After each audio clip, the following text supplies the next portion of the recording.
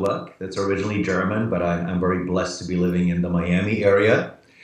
And I have I'm an author, but I also have an international training and coaching company called Influence. And they're really, what we do is very specific and I think goes to the core of your work, which is we help very senior business leaders to better show up in the world as a person.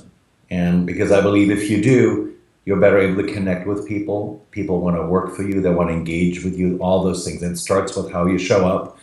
And we also help people be more influential. So we look at tools like how to influence people in a positive manner, and all of that.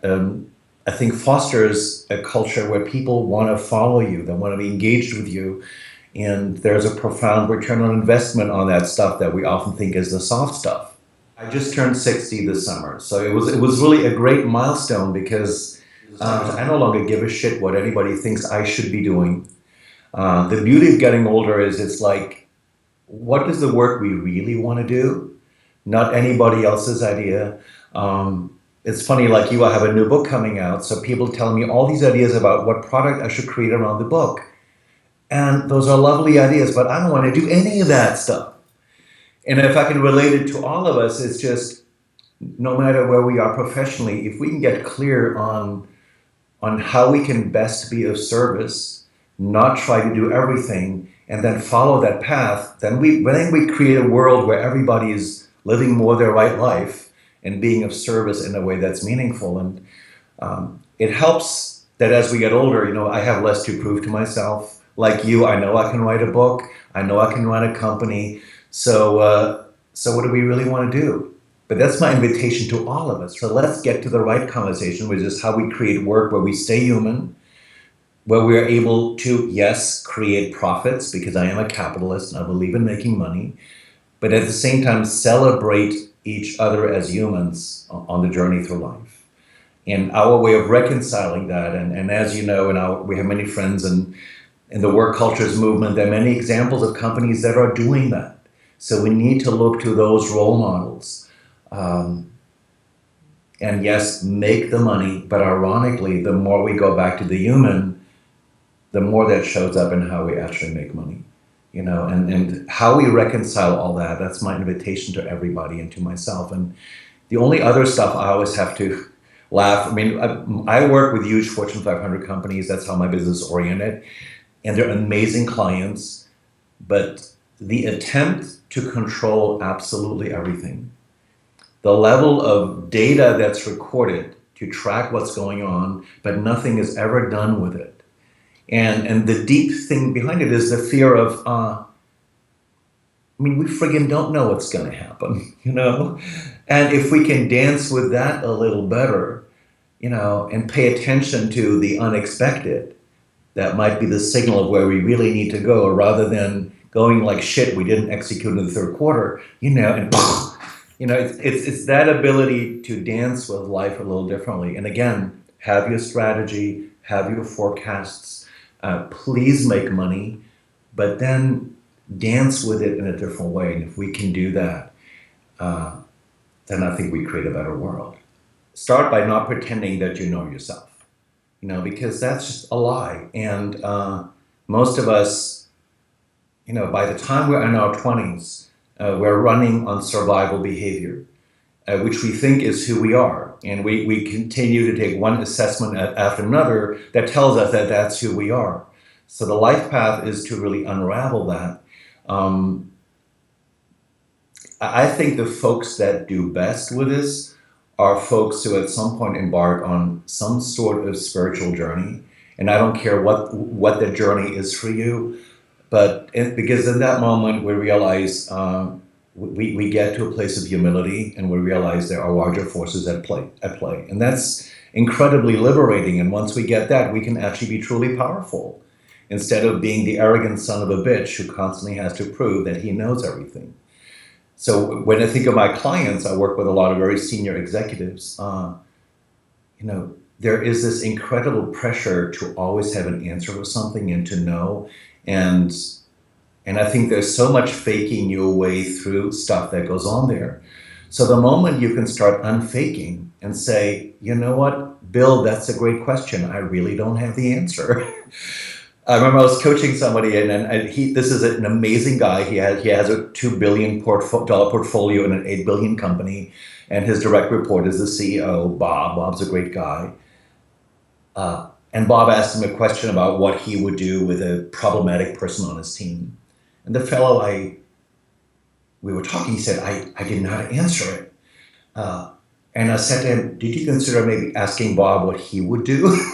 Because Bob is more senior than you, and suddenly you engage the big guy in a conversation where he contributes to you rather than you feeling like you have to have all the answers. So that's a micro example, but there's so much faking it going on at very senior levels, because the fear of being found out is so huge. So if we can get rid of that, and that's a personal journey, then we actually become truly powerful. That's the paradox, right? And in the late 80s, I stopped for 6 weeks and went to a retreat center in Sedona, Arizona, which you know is a spiritual place.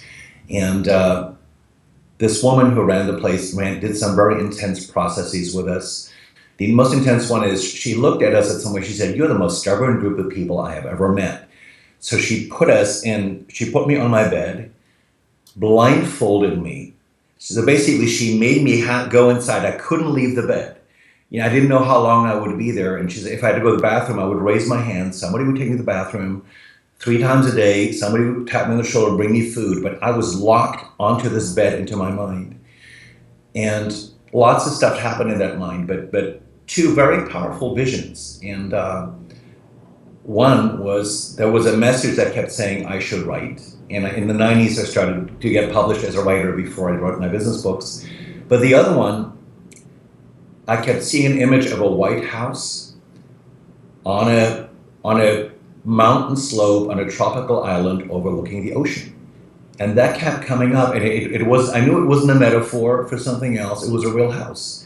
And 6 months later, I left my life in New York, and I moved into a little white house on the small island of Tobago, and not knowing what the heck I was going to do there. And I left a pretty good faculty job at NYU. So that was the leap of faith, where I knew that whatever the message was, I don't have to know what's next. All of us get those messages all the time, but they tend to be diluted because nobody blindfolds us, right? So we get them, but we dismiss them instantly, and we get in the way of our better life. I think the hardest thing is that the more you move up the chain in a large corporation, the more removed you become from what you're actually passionate about and good at. Like if you went to school to be an engineer, and suddenly you become the VP of an engineering company, you're not doing engineering anymore.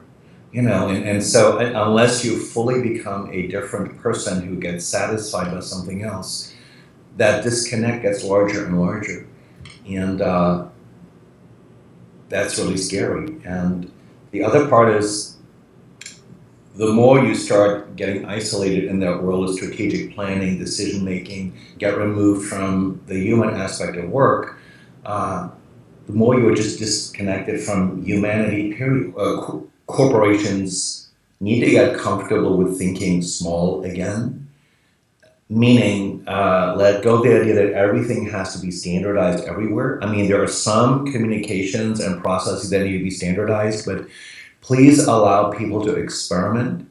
Allow people to surprise you. I think the fear is always about all the things you can't control, because the expectation is you're supposed to have an answer for it. So the more we can get into a narrative where it's okay to say, I really don't know what's going to happen in the marketplace. And of course, the market needs you to do some forecasting. I'm a believer in forecasting and the necessity for it.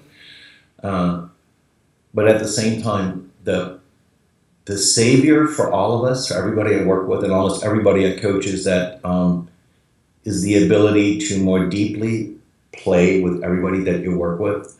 So you're on a collective journey. You are not alone.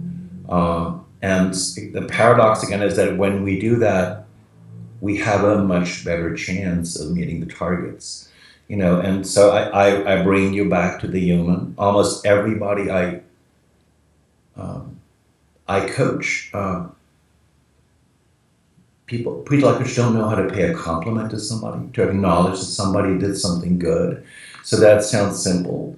And understand we are so driven by data reporting, and all those things. So, for me, it's back to the human, back to the spirit of why we work. Um, I think collectively, if we can let go of this obsession with having to know, uh, and then again, ironically, better answers will show up. I fully believe that. I know that's a spiritual answer and not the strategic answer, but I get hired to help very, very senior executives become more human. And of course, they are fully human. They're just hiding that part of themselves. When times get rougher and rougher, the big corporations I work with want to put more and more process in order to control the roughness. And and I'm a great believer in process. Process, I think good process sets us free. So I believe in process and structure, but I believe in the essential process and get rid of the rest. So I would say really pay attention. Let's not try to control the uncontrollable by putting more and more um, process around it that makes life miserable for everybody. And notice where that fine line is.